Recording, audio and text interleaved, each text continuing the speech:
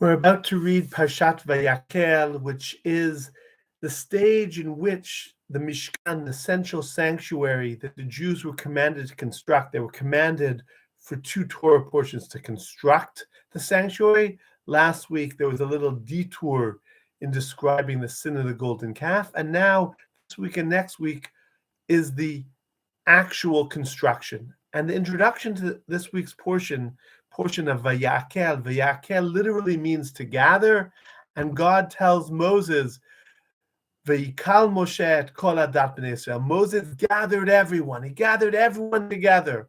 Men, women, children, young and old. Everyone was there to do the building of the Mishkan. And the commentators ask, if you have a building project, why are you gathering everyone together? What's the purpose? And the Ramban suggests that only when everyone is together can there be a Gilui Shekhinah, can there be the revelation of God. In many traditions, God appears on the mountaintop to this prophet.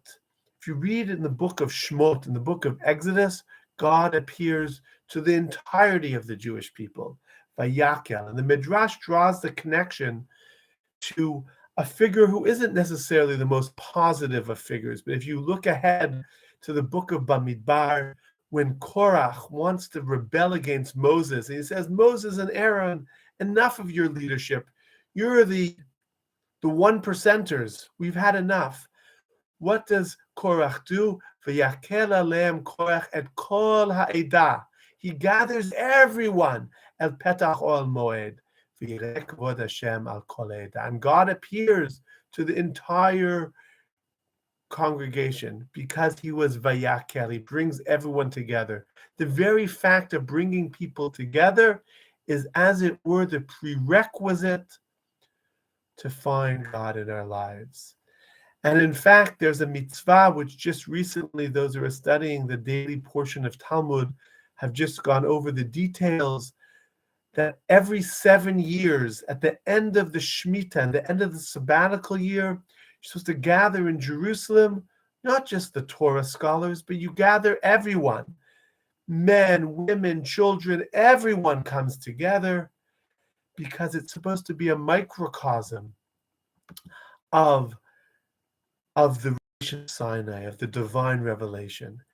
And Judaism is teaching us a profound message that to find God, it's not enough to be on your mountaintop in your meditation. You have to be with everyone. You have to make space in your Jewish life for everyone. Et kol ha'edah, everyone, those we agree with and those we don't agree with, those we get along with and those we don't get along with. All of us need a space in our Jewish life, and only through that is there divine revelation, because God and the Torah is greater than any one of us. And it's only by recognizing that each one of us is but a small reflection, a small glimmer, that we can act together to bring that goodness, love, and life to our community and ultimately to the entire world. Shabbat Shalom.